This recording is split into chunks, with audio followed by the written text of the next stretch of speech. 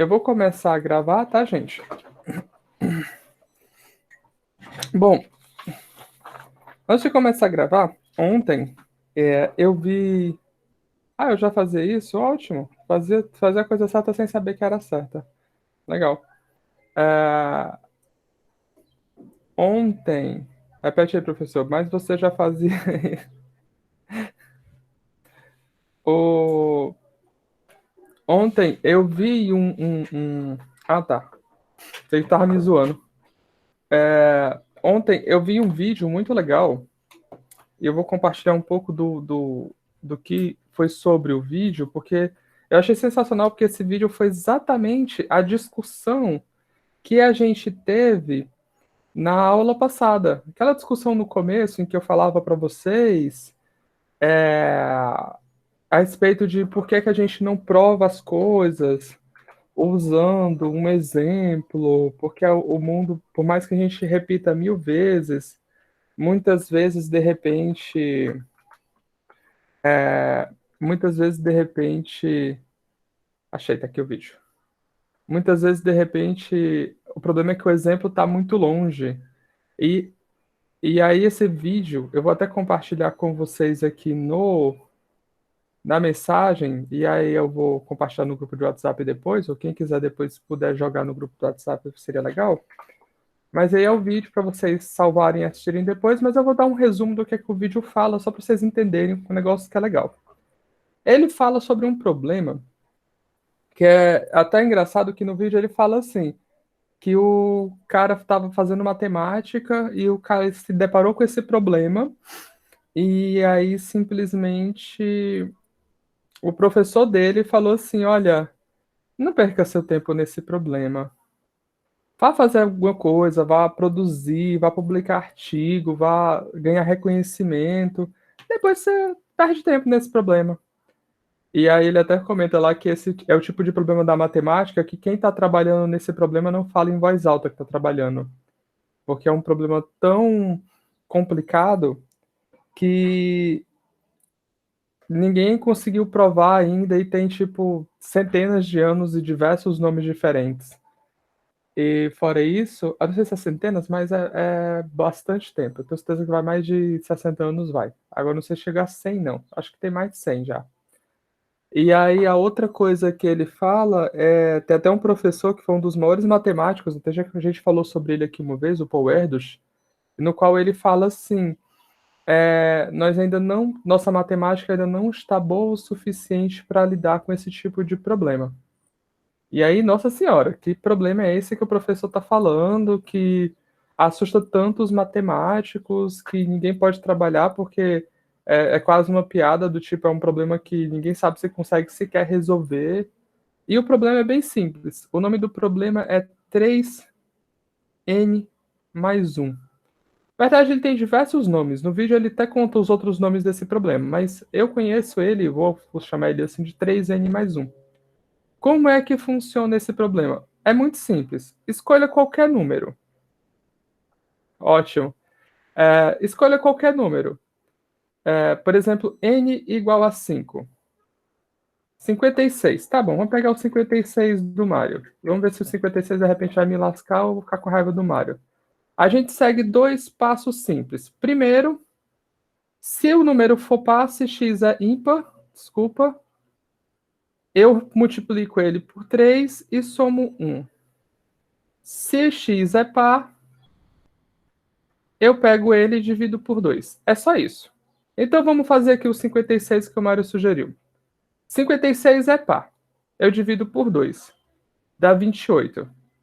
28 é par. Eu divido por 2. Dá 14. 14 é par. Eu divido por 2. Dá 7. 7 é ímpar. Eu multiplico por 3 e somo 1. Dá 22.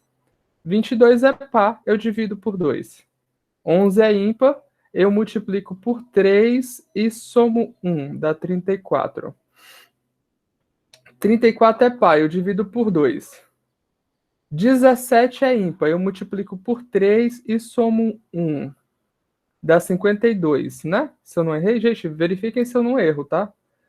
1 vai 2, dá 3, mais 1, 52.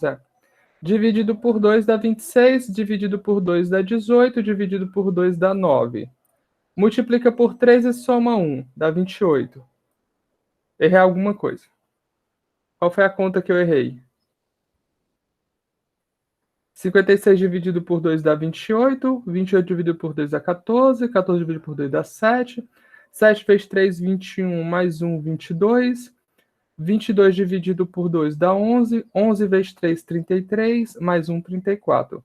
34 dividido por 2, 17, 17, 17 vezes 3 dá 21, fica 1, vai 2, 51, mais 1, 52. 52 dividido por 2, 26. Ah, errei aqui.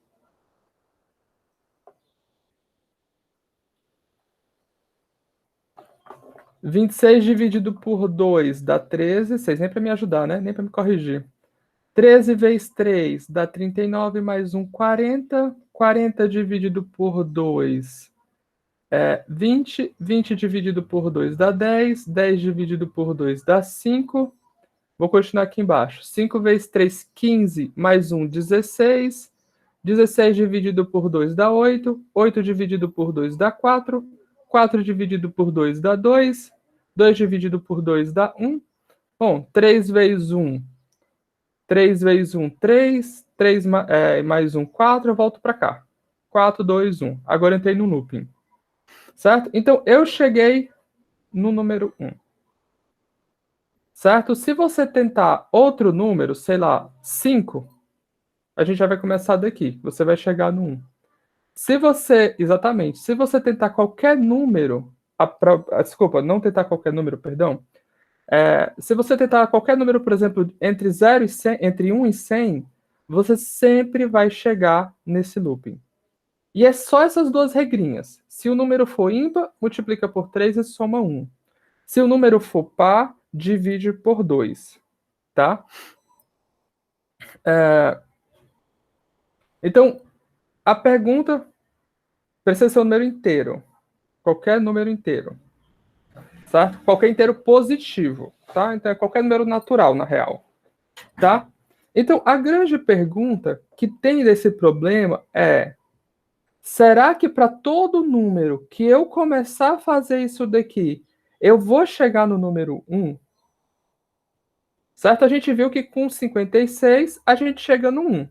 Ó, nesse processo aqui, você vê que com 28, com 14, com 7, com 22, com 11, com 34, com 17, com 52, com 26, com 13, com 40 e assim sucessivamente, você chega no número 1. Certo? E aí tipo assim, prove que isso é verdade. Vou botar aqui a pergunta, tá? Seguindo, é verdade que seguindo o algoritmo anterior, qualquer número natural,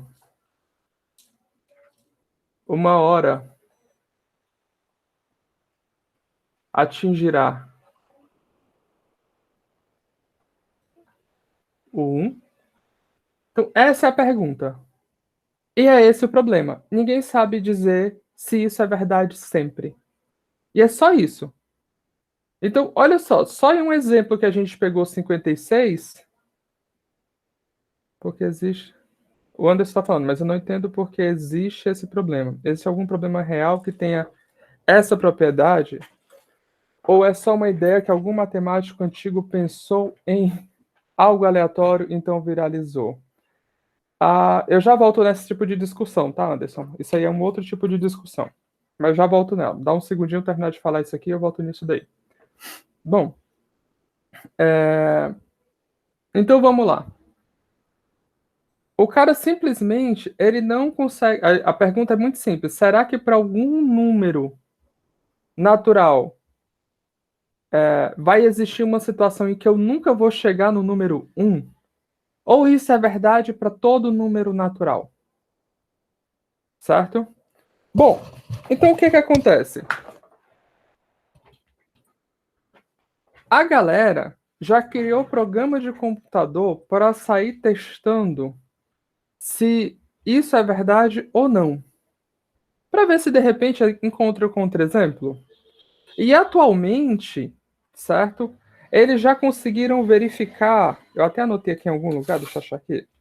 Eles já conseguiram verificar até 2 elevado a 68, certo?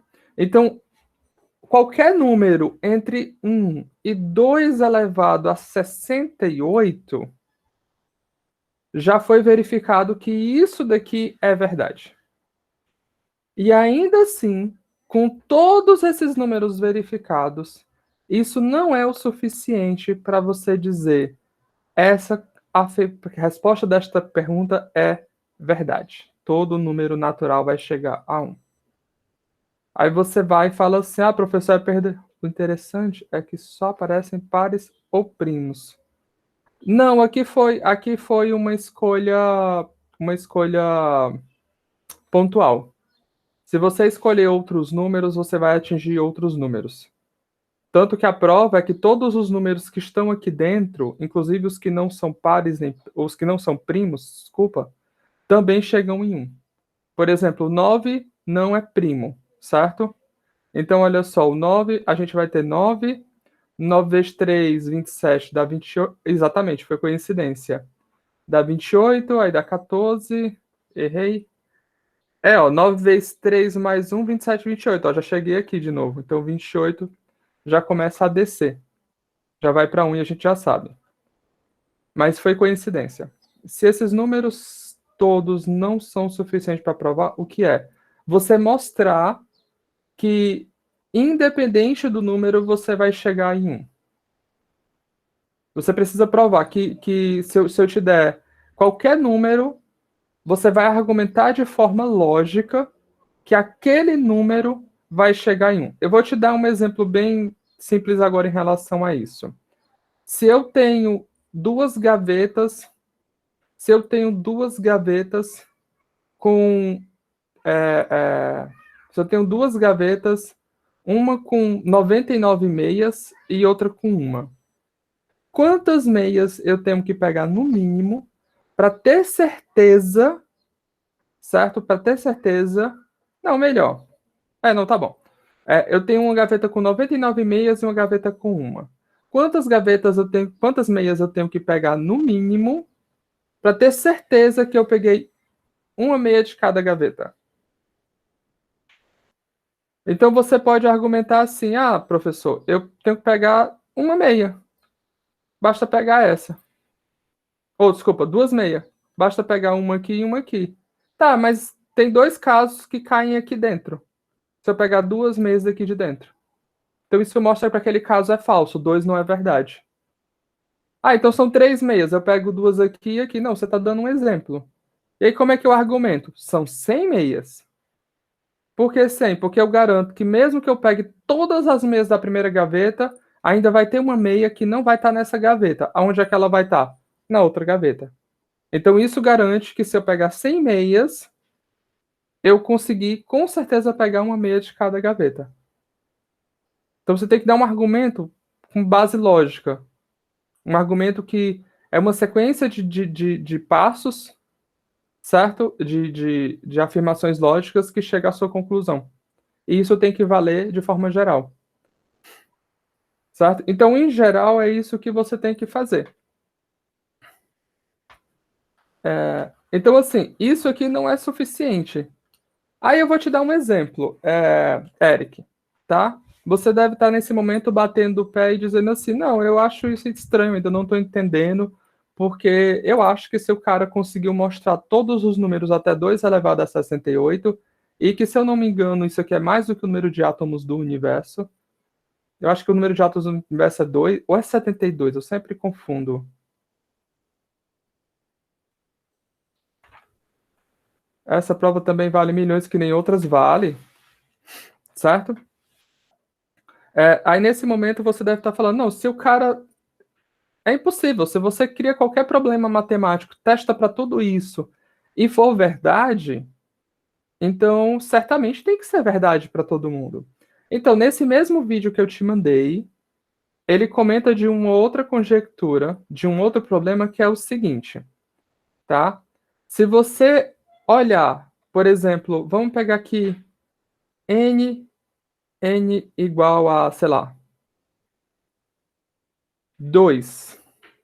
2? Vamos pegar um n maior, um n igual a 8. Então, 8, ele é igual a 2 ao cubo. 7 é igual a 7. 6 é igual a 2 vezes 3. 5 é 5. 4 é 2 ao quadrado. 3 é 3. Bom, 2 é 2 e o 2 é 2 e o 1 eu não vou considerar. Olha só, esse cara tem um número par de fatores primos, esse e o restante tem tudo um número ímpar de fatores primos. Bom, vamos aumentar para 9. 9 é 3 ao quadrado. Continua só esse cara tendo um número par de fatores primos e todos os outros tendo um número ímpar de fatores primos. Beleza, 10 é igual a 2 vezes 5. Opa, agora tem esse cara com número par de fatores primos e todos os outros caras têm um número ímpar de fatores primos. Daí um cara chamado Polia, acho que é Polia, assim é o nome dele, não sei.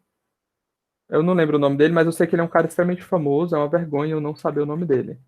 Conjecturou o seguinte, ele fez a seguinte pergunta. Fixado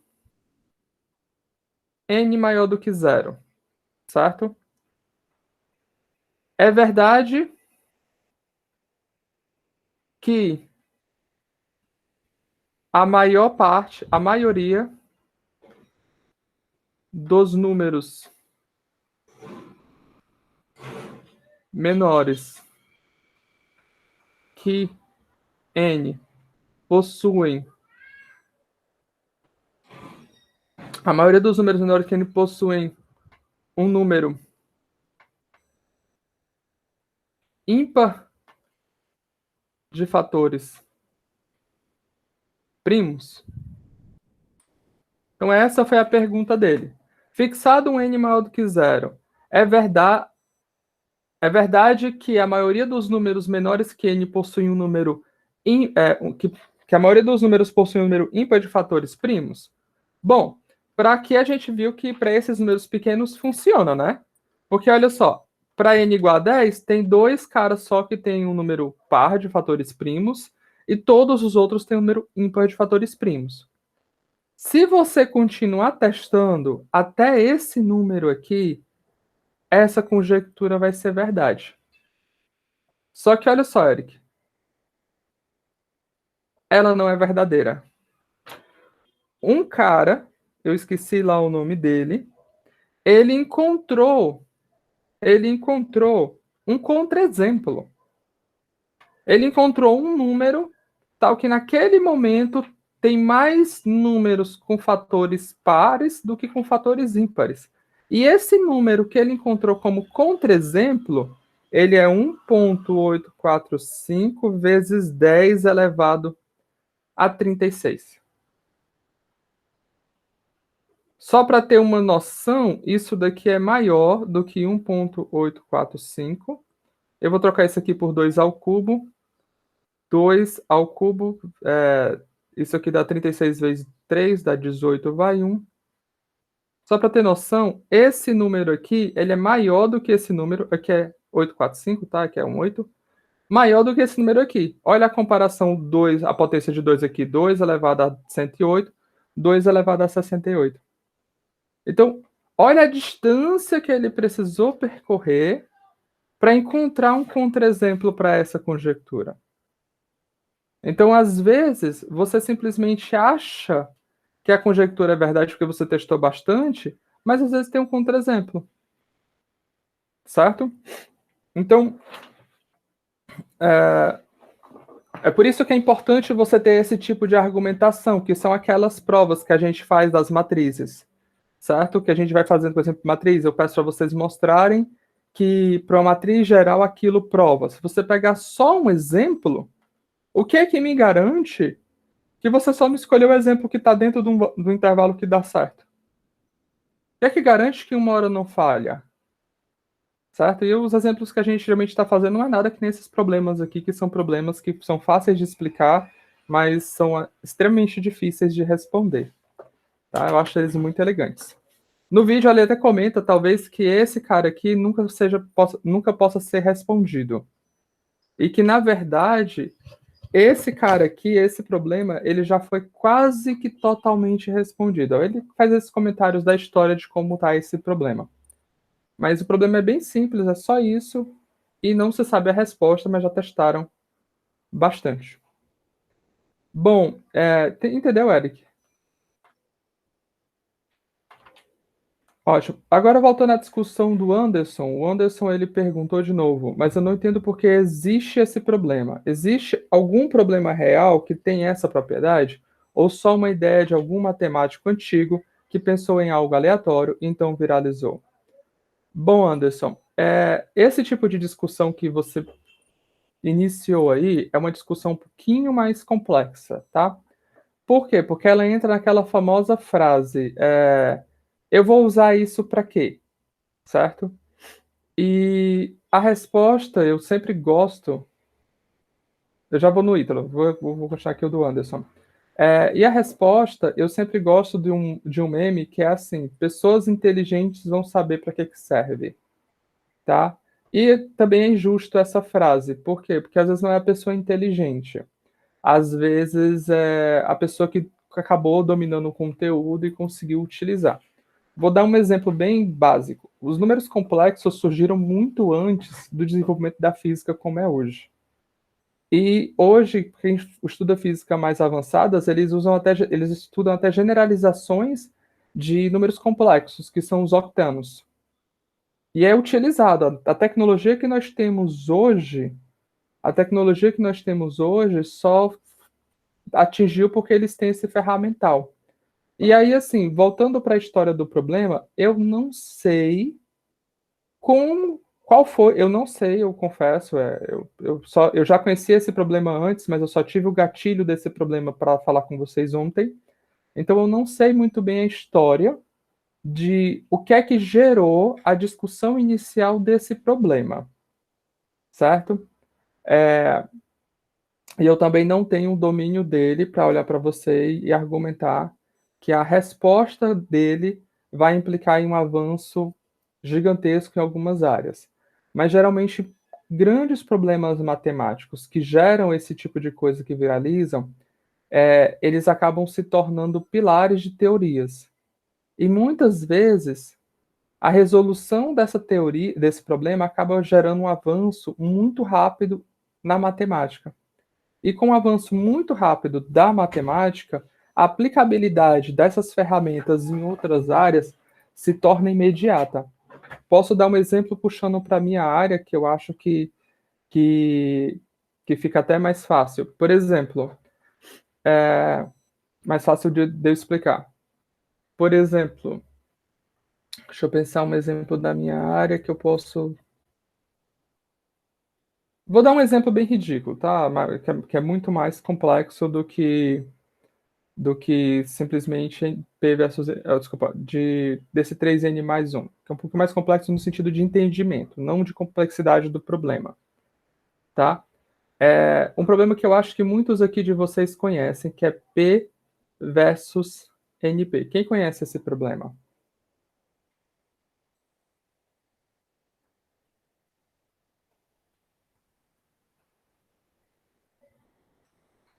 Esse problema, ele é simplesmente o seguinte. Por exemplo, eu tenho um saco de bombons, quero pegar o bombom de maior tamanho. Como é que eu faço para pegar? Eu simplesmente saio comparando 2 a 2 e pego o bombom de maior tamanho. Acabou. A gente consegue resolver isso muito rápido. Não, melhor, eu gosto de explicar esse problema de uma forma diferente. Todo mundo aqui fez ensino fundamental, faz faculdade, passou pela seguinte situação. O professor passa um exercício ou uma questão e fala assim: resolva. Daí você vai resolver, você gasta 3, 4 páginas para resolver aquele problema. E aí você vai todo feliz, eu sou bichão, eu consegui fazer essa questão, o professor passou. Daí, quando chega na sala, você sempre tem aquele coleguinha que nem tem culpa de nada, mas que você passa a odiar, que pega o mesmo problema que tu gastou 3, 4 páginas para resolver, e ele resolve em 3 linhas. Só um minutinho.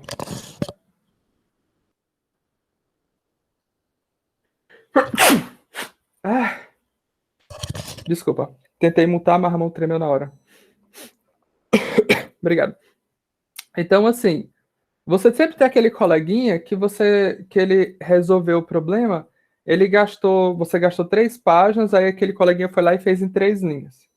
O coleguinha nem tem culpa de nada, mas você fica puto com ele, né? Você fica com vontade de matar ele, pegar o papel, fazer ele comer, certo? Porque como é que pode você não ter visto que dava para ter feito aquilo em 3 linhas? A gente passa por isso, tá? Pois é, mas o grande ponto dessa pergunta é a seguinte: é, te dou um problema para tu resolver, certo? Vou te dar o problema. O problema é um problema bem simples. Tu tem um conjunto de casas. Tu tem um conjunto, deixa eu ver se é bom esse problema. Eu sempre gosto de usar ele.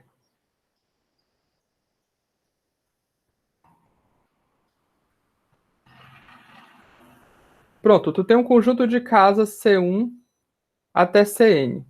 Aí eu olho para você e falo o seguinte, cara, eu preciso que tu faça uma rota. Sai aqui de casa, que eu vou chamar da casa C0, passe em todas essas casas e volte aqui para casa. E aí eu quero que tu faça isso o mais rápido possível.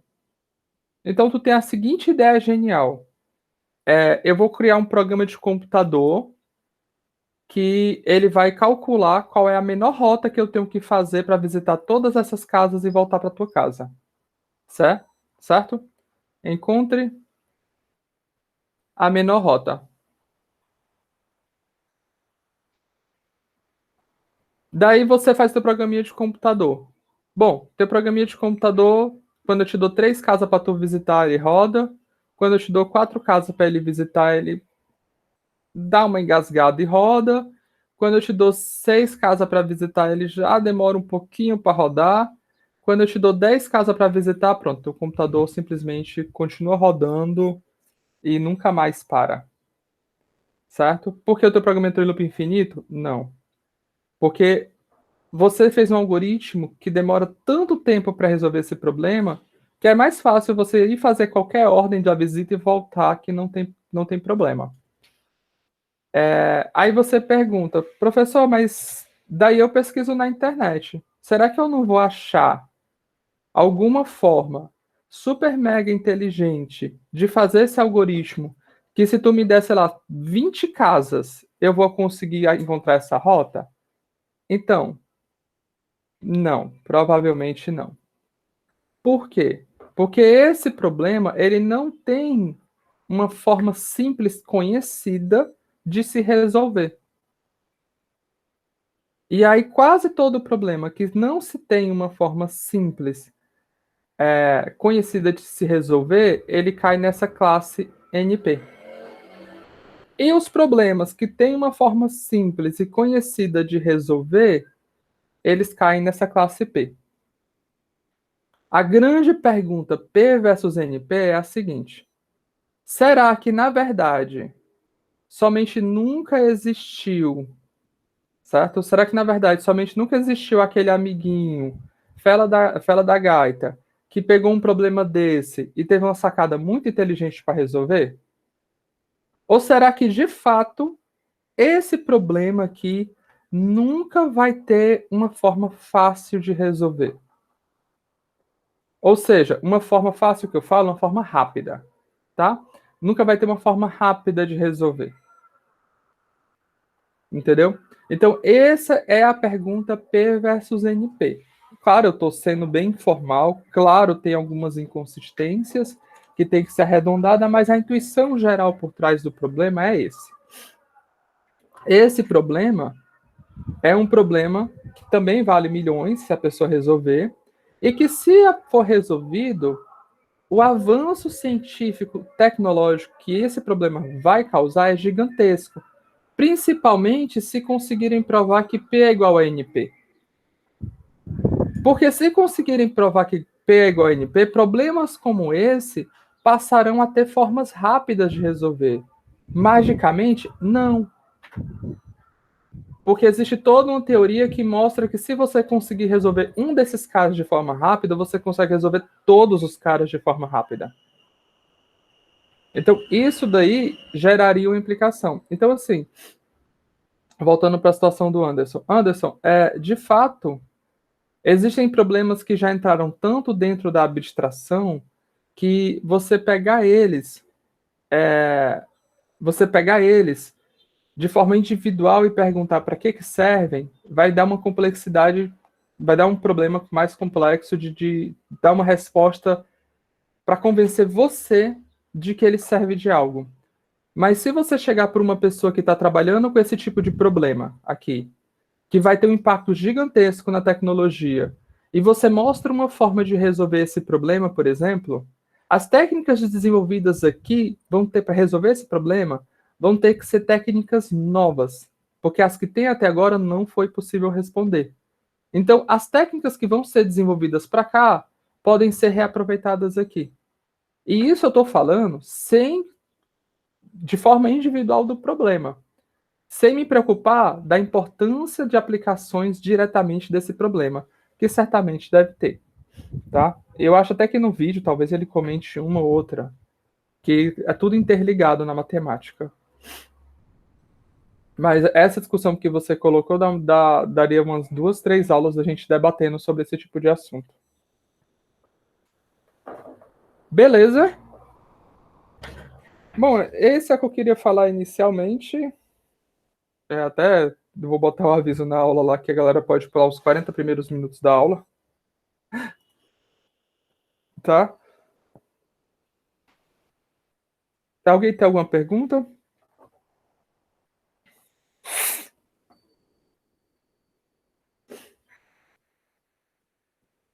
Bom, então vamos voltar para a aula de hoje. Bom, começando a aula de hoje, a gente vai um pouco continuar desenvolvendo o raciocínio que a gente estava desenvolvendo na aula passada. Em particular, vamos começar refazendo um exemplo da aula passada, que é simplesmente a gente está lidando com mudanças de bases, certo? Na aula passada, a gente terminou com este teorema, foi o último teorema que a gente apresentou, no qual a gente fala que se eu estou querendo fazer a mudança de base de uma base B' para uma base B, a gente encontra a matriz de transição P, e a gente viu na aula passada que se eu estiver procurando... Cadê aqui o comentário? E a gente viu na aula passada que se eu estiver, por exemplo, indo da base... Eu estou indo da base B' para uma base B, a gente acha a matriz de transição P de B' para B. Aqui nós temos o vetor V na base B'. Cadê? B', certo? Mas olha só, a mesma forma existe uma matriz de transição, a gente viu isso na aula passada também, que ela leva a base B na base B', certo? Bom, se eu simplesmente utilizar essa informação aqui, certo? Essa informação aqui dentro dessa igualdade, eu posso substituir isso daqui por isso e eu vou ter que P B' B vezes P, falei P e botei B, P B B' do vetor V na base B. Então, olha só, esse vetor é igual a esse vetor vezes essa matriz. E isso daqui só é verdade se essa matriz aqui for a identidade. Logo, eu estou multiplicando essa matriz por uma outra matriz e estou obtendo a identidade. Então, eu estou dizendo que, na prática, uma matriz é a inversa da outra. Ou seja, que essa matriz PB' para B, ela é a inversa dessa matriz P de B para B'. E faz muito sentido, né? A matriz que faz a transição da base B' para a base B, a inversa dela vai fazer a transição da base B para a base B'. Certo? É bem intuitivo isso. Então, de volta ao exemplo que a gente parou na aula passada, um dos que a gente fez na aula passada, vamos fazer esse caso particular. De novo, a gente vai encontrar essa matriz de transição. Vamos lá para o Open Board, que eu quero deixar as coisas salvas para não cometer o mesmo lapso da aula passada. A base B... Não, a base S1. Ele é igual ao conjunto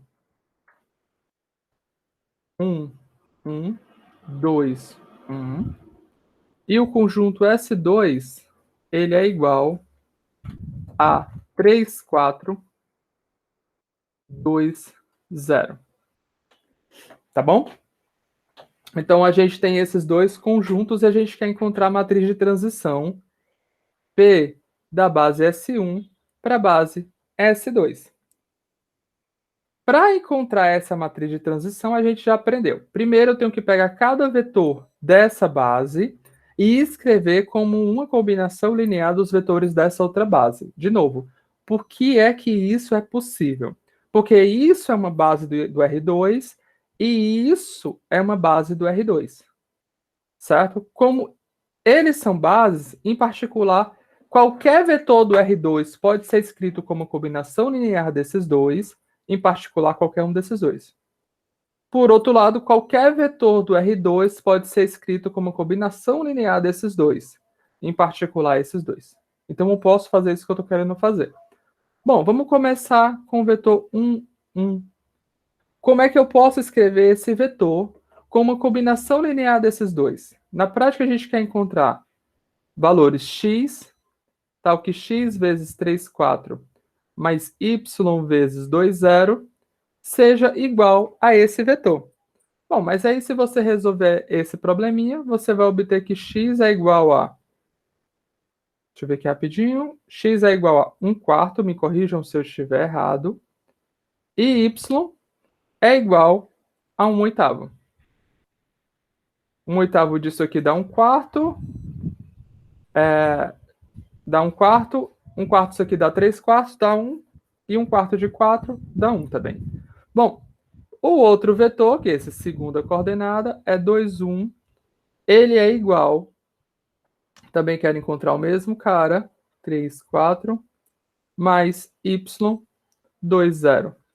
Da mesma forma, resolvendo esse sistema, a gente vai obter que as coordenadas desse vetor nessa base vão ser x igual a 1 quarto e y igual, acho que é 5 oitavos. Isso, 5 oitavos. Certo?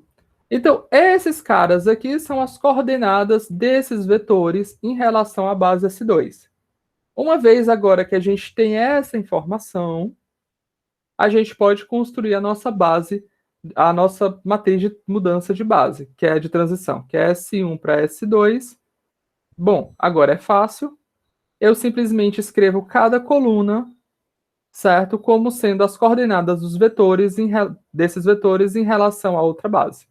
Então, esse cara aqui é 1 quarto, 1 oitavo. E esse cara aqui é 1 quarto, 5 oitavos. Então, qualquer vetor no qual eu quero fazer uma mudança de base e obter as novas coordenadas dele, ou seja, qualquer vetor que eu tenho que estar escrito com base nessas coordenadas, e eu quero, nessas coordenadas, e eu quero escrever ele agora, nessas coordenadas, e eu quero escrever ele agora com base nessas coordenadas, basta eu multiplicar ele por essa matriz, certo? É isso que quer dizer o vetor de transição de S1 para S2. Beleza? Bom, mas aí agora a gente teve a seguinte discussão. A gente sabe que voltar a gente consegue a identidade. Vamos fazer isso de uma forma mais inteligente. Fazer esse exercício de calcular isso daqui, a gente pode estar propício a cometer o quê? Erros, porque a gente vai ter um sistema. Não seria muito mais prático se eu soubesse que o cara que aparece do lado de cá nada mais é do que a base canônica? Porque se eu sei que o cara que está aqui, o S2, fosse a base canônica, eu já escrevo os vetores em relação às coordenadas canônicas. Certo? Então, por exemplo, se eu tivesse aqui escrevendo S1 e eu tivesse aqui a nossa base canônica, só para vocês entenderem, 1, 0, 0, 1, escrever esse cara aqui como combinação linear desses dois é fácil. Uma vezes esse, mais uma vezes esse. Escrever esse cara aqui como combinação linear desses caras é fácil.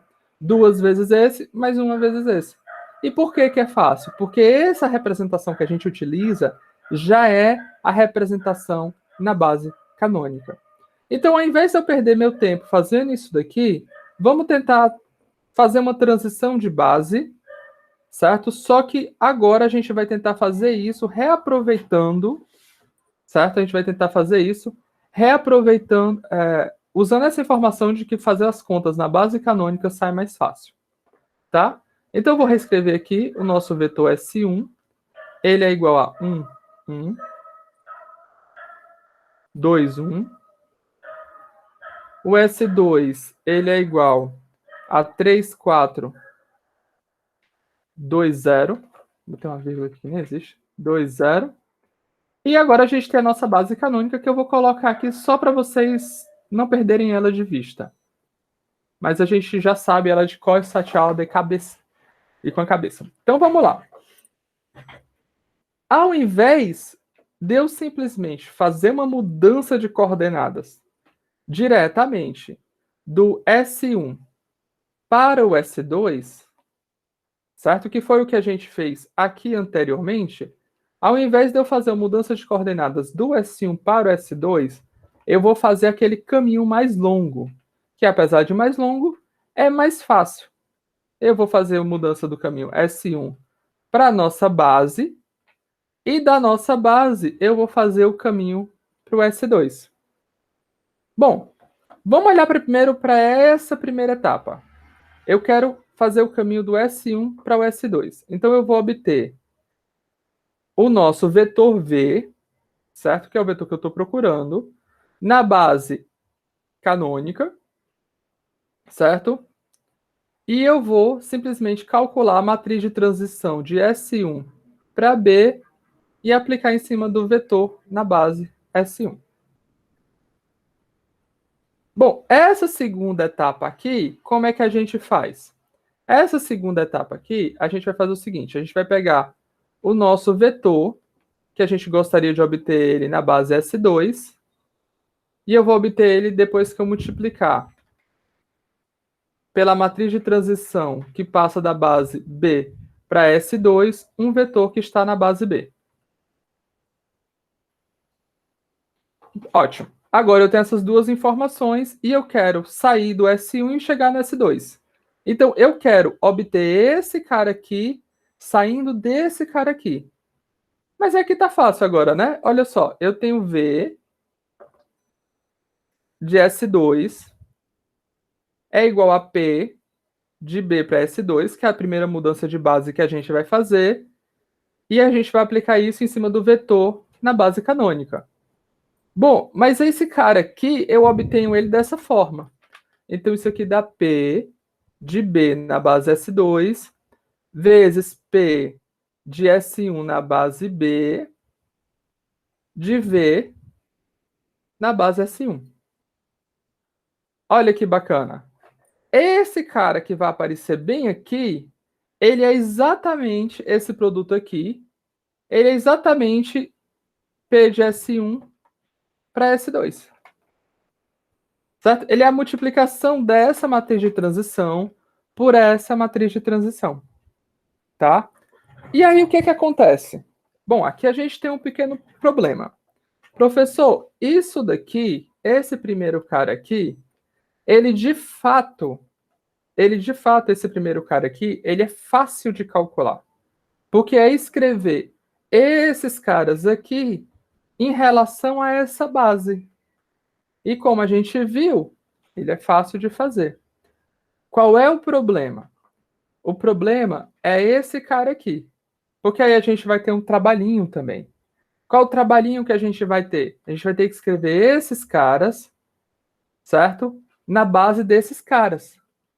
E olha só, a gente está fazendo isso para evitar esse trabalho.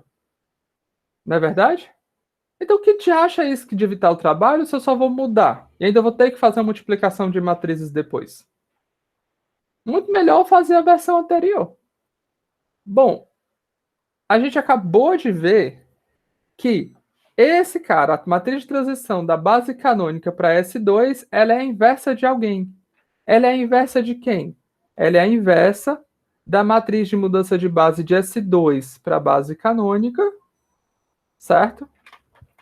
E agora a gente completa a equação. S1 para B. V de S1. Agora essa matriz de dentro fica mais fácil. Porque essa matriz de dentro é simplesmente pegar essa base e escrever como combinação linear dessa base. E é isso aí, é direto, porque a gente já representa os vetores na base canônica. Essa é a nossa representação natural. Tá? Professor, eu gostei não. Não gostei porque eu vou ter que calcular uma inversa. Beleza que eu tenho que escrever a matriz, mas eu vou ter que no final fazer uma inversa. E eu sou preguiçoso, sapecho. Eu não gosto de fazer inversa e depois ainda ter que fazer a multiplicação. Tem um nervo para isso, não. Bom, vamos fazer uma coisa bem simples. Vamos calcular a inversa de uma matriz, só para a gente lembrar como é que funcionava a cálculo da inversa. Vamos pegar aqui só um momentãozinho. Na verdade, eu vou voltar nessa página aqui, que eu quero ficar nela. Eu vou puxar aqui para o lado, só para a gente aprender, relembrar. Como é que a gente fazia para calcular a inversa dessa matriz? Ah, professor, tem uma fórmula, era só... Não, a gente não vai fazer pela fórmula. Eu estou fazendo 2 por 2 porque eu acho que vocês vão entender melhor por 2 por 2, mas essa ideia funciona de forma geral. Como é que a gente fazia? Bom, existia aquele método... Faz os elementares, ótimo. Existia o método de fazer as operações elementares até obter a inversa. Mas o que é que a gente estava fazendo nesse processo de elementares? Vamos lá fazer aqui. A gente guarda a identidade aqui e começa. Eu quero transformar, através de operações elementares, essa matriz, certo? Nessa matriz. Então eu começo simplesmente... Bom, aqui já tem 1 no primeiro cara, eu não vou fazer nada. Vou fazer o que então? Vou multiplicar a primeira linha por 2 e subtrair ela embaixo. Tá? Vou já escrever explicitamente o que, é que eu estou fazendo. Então, eu vou multiplicar essa por 2 e subtrair a de baixo. Então, isso aqui fica 0. Isso daqui fica menos 3, porque fica 2 vezes 2, 4, menos 1, 1. Só que eu estou fazendo negativo, menos 3. Aqui, menos 2. Aqui, 1. Eu vou fazer até o final, depois eu volto para fazer o negócio da forma que eu quero fazer. Bom, agora, o que é que eu vou fazer? Eu vou simplesmente multiplicar a linha de baixo por menos 1/3. Então, isso aqui eu repito a de cima, porque eu não fiz nada nela. E agora eu multiplico a de baixo por menos 1/3. Então, isso aqui fica 0, fica 1. Isso aqui vira 2/3. Isso aqui vira menos 1/3. Certo? Daqui eu vou puxar para baixo, propositalmente. Eu vou multiplicar essa por 2 e subtrair da de cima. Então, isso aqui vira 1, 0. 4/3, 1 menos 4/3, menos 1/3. 0 menos, 0 menos menos 2/3, dá 2/3. Isso aqui dá 0, 1, 2/3, menos 1/3. Se eu não fiz besteira, esse cara que aparece aqui, então, é a inversa dessa matriz. Uma forma de você testar é você multiplicar essa matriz pela matriz original. Vamos ver. Isso aqui dá menos 1/3, mais 4/3 dá 1. Show. Menos 1/3 mais 4/3 dá 1. Show. Isso aqui dá 2/3 menos 2/3, 0. 2/3 menos 2/3, 0. 4/3 menos 1/3, 1. Então, de fato, esse cara é a inversa da matriz. Vocês lembram disso, né? Vocês lembram desse algoritmo? Eu peguei no pé de vocês para que vocês entendessem o que é que está acontecendo por trás desse algoritmo. O que é a caixa preta? Por que é que esse algoritmo funciona? O que é que a gente está fazendo de verdade aqui? A gente está fazendo o seguinte: cada etapa dessa daqui, a gente está realizando a multiplicação por uma matriz. Que matriz é essa? Uma matriz elementar. Qual é a matriz elementar que eu usei para fazer a multiplicação aqui? A matriz elementar que eu utilizei para fazer a multiplicação aqui foi a 1, menos 2, 0 e 1. Essa matriz elementar, ela codifica a informação, pega a primeira linha, multiplica por menos 2 e soma na segunda. Essa matriz elementar aqui, qual foi? Eu peguei a linha de baixo e dividi por menos 1/3. Então, eu multipliquei por essa. Multipliquei por menos 1/3, está aqui. Eu multipliquei por essa matriz elementar. Qual foi a matriz elementar que eu usei daqui para cá? Agora, eu multipliquei essa linha por 2 e subtraí em cima. Então, a matriz elementar que eu utilizei lá foi simplesmente essa matriz elementar. Certo? A multiplicação dessas três matrizes na ordem certa dá a identidade. E como é que a gente sabe, ou da inversa, e como é que a gente sabe disso? Porque a gente armazenou a ordem da multiplicação por essas três matrizes. Em outras palavras, o que você fez foi o seguinte: 1 menos 2, 0, 1, vezes 1, 0, 0, menos 1/3, vezes 1, 0, menos 2, 1, vezes aquela matriz. E eu falei para você que isso chegou na identidade. E de fato chega, porque é isso que você está fazendo. Primeiro multiplica por essa, tá aqui. A resultada multiplica por essa, tá aqui. A resultada multiplica por essa. Opa, obter a identidade. E a gente aprendeu que se eu encontro uma matriz tal qual, o fato de eu multiplicar ela pela nossa matriz eu obter a identidade, é porque essa matriz em particular, ela é inversa. Certo? Então, essa sequência de produto por matriz elementar é a inversa. E olha só a sequência que ela está fazendo. Ela começa da primeira que eu utilizei à esquerda e vai até a última. Então, se eu pensar isso aqui como é 0, isso aqui como é 1, isso aqui como é 2, isso aqui é 0, é 1 e é 2. Certo? Que é aquele outro resultado que a gente aprendeu, que é uma matriz inversa. Uma das características da matriz inversa é que ela pode ser escrita como uma multiplicação de matrizes elementares. Beleza? Todo mundo relembra de toda essa discussão? Isso aí foi discussão da nossa AP1. Certo? E aqui eu pedi que é por isso que eu exigi que vocês abrissem a caixa preta.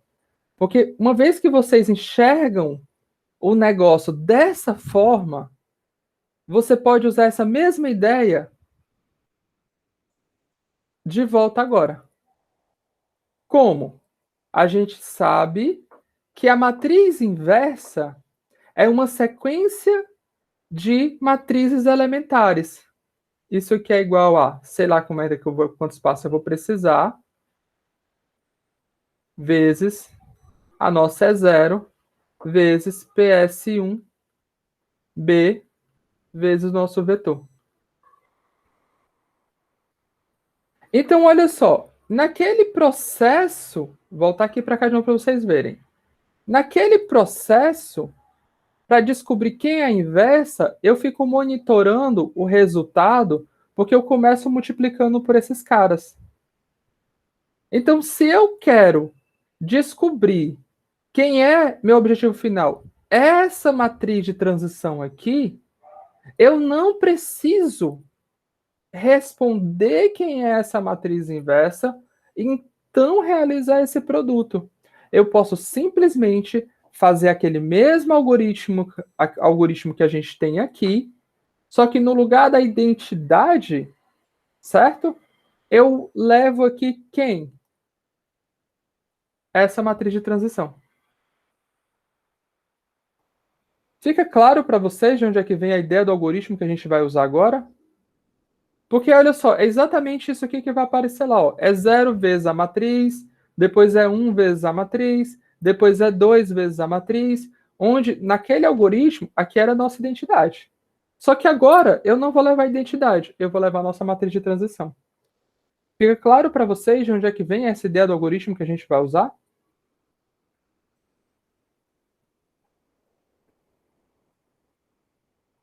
Alguém não entendeu?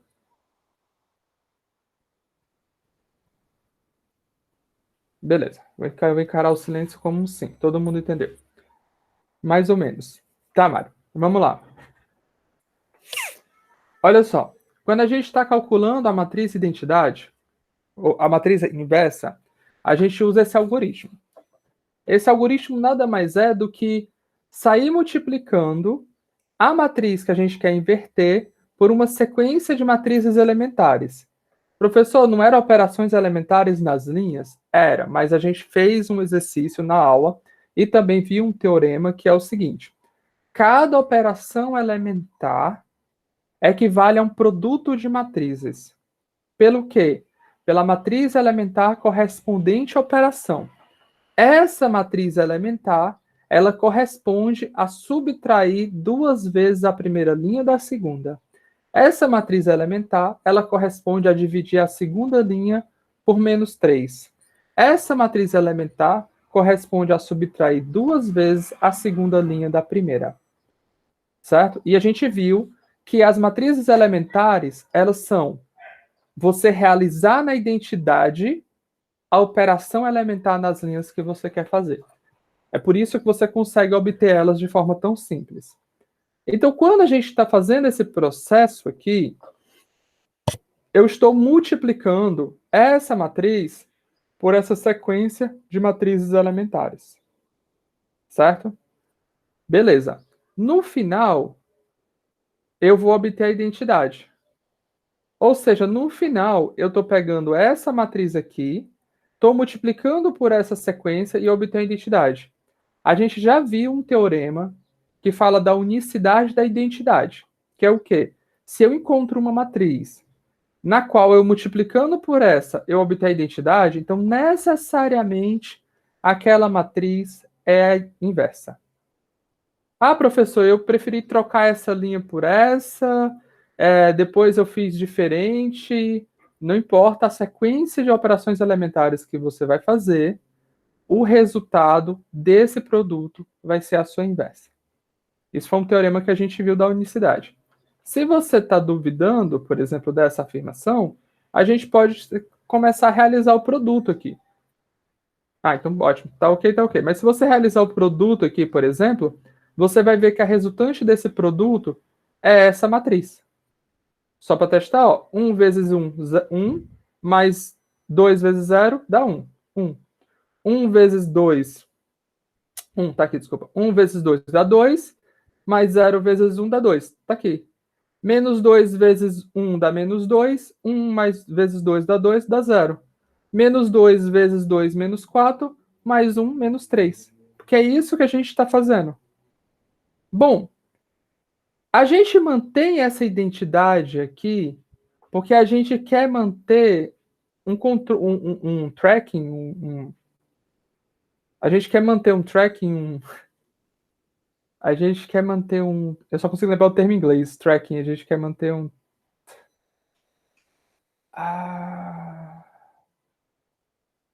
tracking, gente, como é que é tracking?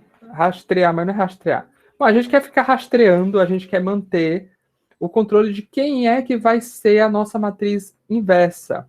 Então, essa inversa, esse lado de cá, ele vai realizando. Por exemplo, esse cara é você imaginar que aqui tem uma identidade. Esse cara é a primeira matriz. Esse cara é quando tu multiplicar essa matriz e essa. Esse cara é quando tu multiplicar essa por essa por essa. Então você está rastreando ela com a identidade. Esse é o teu algoritmo. É isso que o teu algoritmo está fazendo. Tá? Bom, quando a gente volta para cá, a gente quer calcular a inversa dessa matriz. A gente acabou de ver que a inversa daquela matriz nada mais é do que essa sequência de operações elementares, onde essa foi a primeira operação elementar que você fez e essa foi a última operação elementar que você fez. E aí depois você tem que realizar o produto por essa matriz. Ora, mas lá a gente fazia isso já, só que a gente fazia isso em cima da identidade. Então o algoritmo agora que a gente vai fazer é o mesmo, só que ao invés de eu manter a identidade do lado direito, eu vou manter essa matriz. Certo? Vamos fazer o exemplo aqui para ficar claro. Então vamos lá. Eu vou fazer o mesmo algoritmo para a gente descobrir, certo? Aquele cara lá. Vou fazer até de azul para poder diferenciar a cor. Então eu vou começar.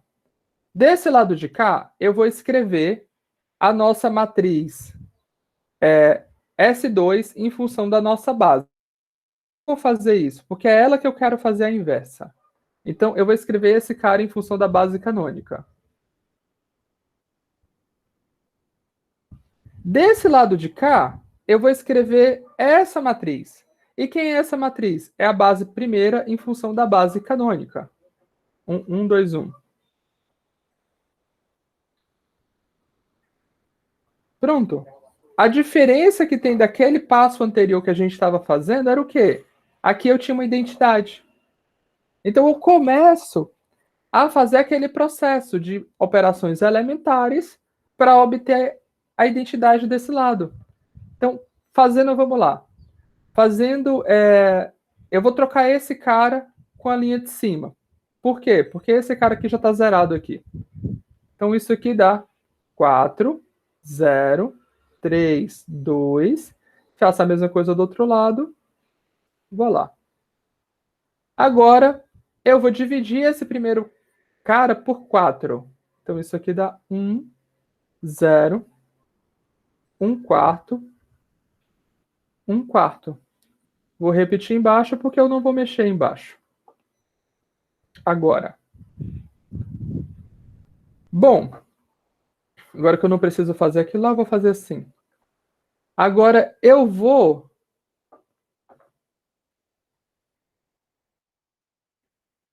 Agora eu vou dividir esse cara de baixo... Desculpa, eu vou multiplicar esse cara por 3 e subtraído de baixo. Então isso aqui eu vou repetir o de cima, porque a gente não vai mexer nele. E agora eu vou multiplicar esse cara por 3 e subtraído de baixo. Então dá 0.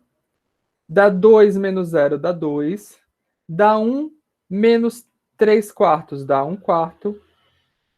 Dá 2 menos 3 quartos dá 8 quartos, 5 quartos. Se eu não fiz besteira, é esse cara que vai aparecer. Agora eu vou dividir esse cara inteiro por 2.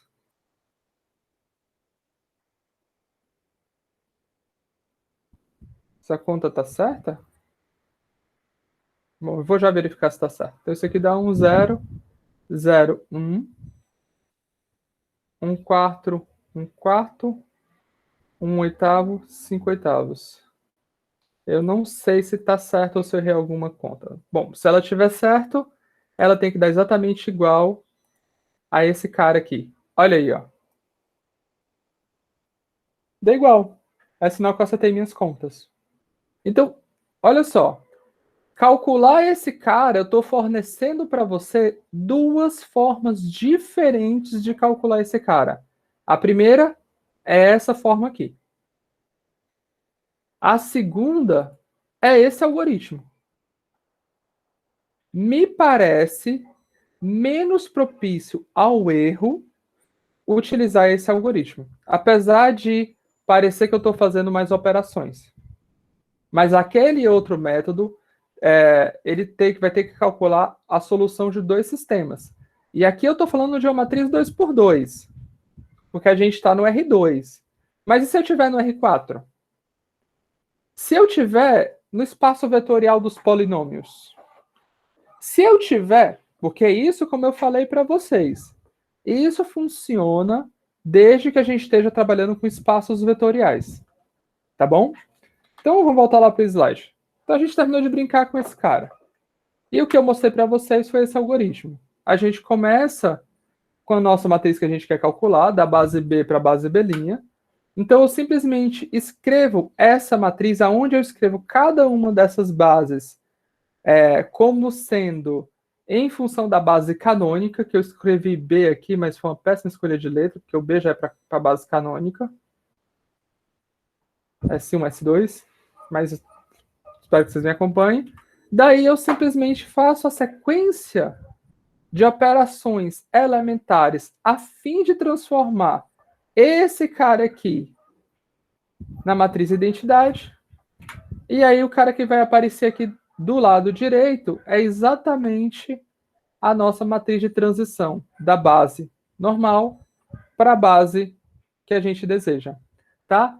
Bom, uma coisa importante aqui é, professor, se eu fizesse a mesma coisa para o lado de cá e obter essa identidade aqui, quem é que ia aparecer desse lado? A matriz de transição de B' para B. Pelo mesmo argumento que a gente acabou de fazer. Tá bom? Então, eu não sei se vocês conseguem ver, mas o algoritmo é bem simples. Tá? Bom, e aí resta uma resposta. Uma pergunta importante para esse nosso problema. Qual é? Como é que eu faço para reconhecer uma matriz de transição? Porque até agora, a gente sabe que se eu dou duas bases para você, você simplesmente consegue construir essa matriz de transição de uma base para outra. Mas suponha que você chegou, viu o caderno de um amigo. Qual parte que você quer que eu repita, Mário?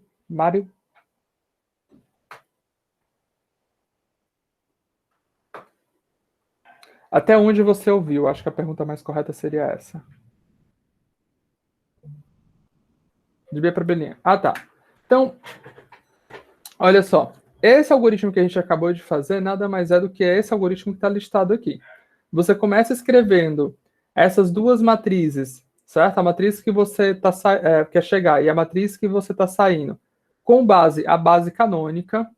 De novo, gente, eu coloquei B e B' aqui, mas foi uma péssima escolha de letra. Eu devia ter colocado S1 e S2, porque eu estou usando B para base canônica. Tá? Enfim, abstraiam isso. Então, eu faço uma sequência de operações elementares nas linhas a fim de obter a forma escalonada ou a identidade desse lado esquerdo. Quando eu chegar nesse ponto, a matriz que vai aparecer desse lado de cá é a nossa matriz de transição da base B para a base B'. Por quê? A gente viu isso naquela explicação do algoritmo da inversa no slide anterior. Na verdade, no open board quase agora. Tá? Bom, então nos resta a seguinte coisa. A gente sabe escrever, a gente sabe encontrar de nada. A gente sabe encontrar uma matriz de transição uma vez que eu te dou duas bases. Aí você vai pescar do seu amigo na hora de fazer a prova.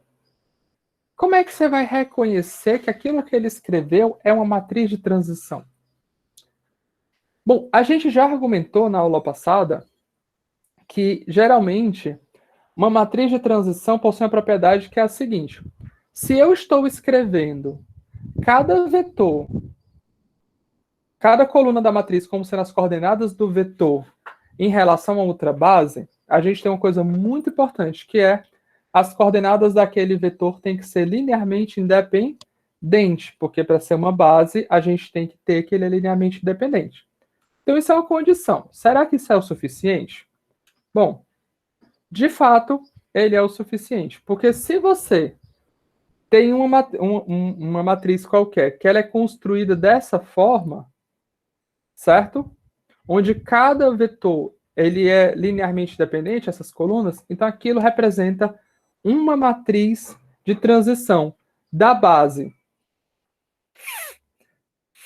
Peraí. Oi, espera, pera. Agora.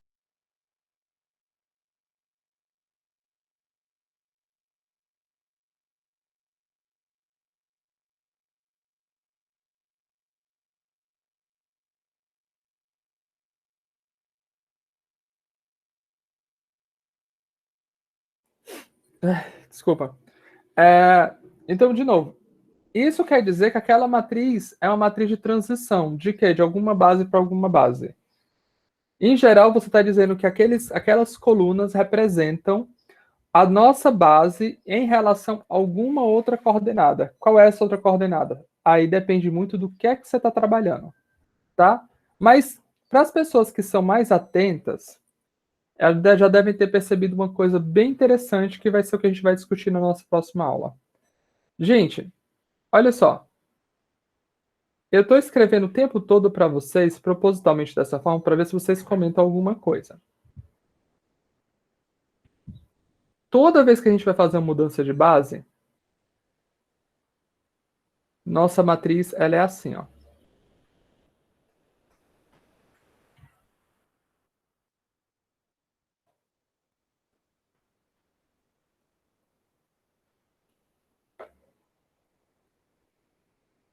Em geral, nós temos esses caras, certo? Nós temos essa base e nós temos a matriz. Na verdade, nós temos esse cara, nós temos essa matriz e fazemos a volta.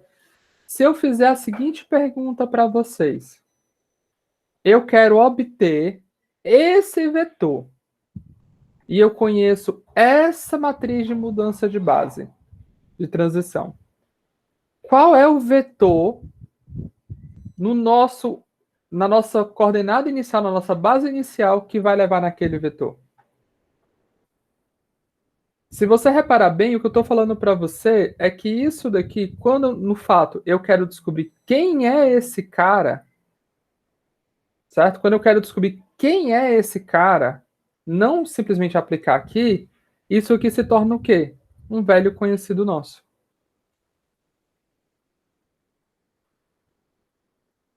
Lembram dele? Sistema linear.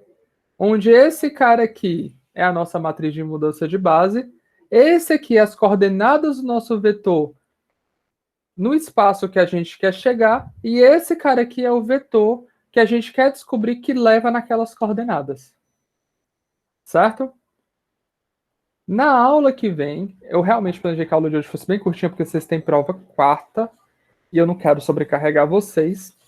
Na aula que vem, a gente vai discutir toda a implicação em relação a esse esquema de mudança de base de volta à solução de sistemas lineares, tá bom? Na prática, o que a gente está dizendo aqui, por exemplo, pensa que isso aqui possui uma única solução, tá? Se isso aqui possui uma única solução, isso quer dizer que existe um único vetor que leva esse cara nesse que a gente está tentando procurar. Mas aí a gente pode observar também outra coisa. Isso está dizendo que os vetores colunas da nossa matriz, eles geram o espaço. E aí, isso quer dizer que o nosso vetor, ele tem que ser gerado, ele tem que pertencer ao espaço gerado por aquela nossa nova base. Bom, eu vou entrar em mais detalhes disso na próxima aula, não quero me complicar muito, não. Alguém tem alguma dúvida?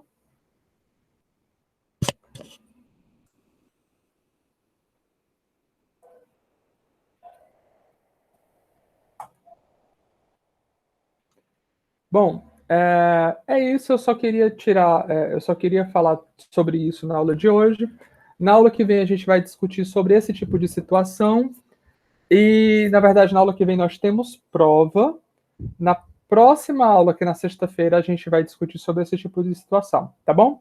Quem estiver se preparando para a prova e tiver dúvidas, pode me mandar mensagem no WhatsApp, pode me mandar e-mail, só não pode ligar de madrugada, tá? Ou esperar que eu responda 3 horas da manhã.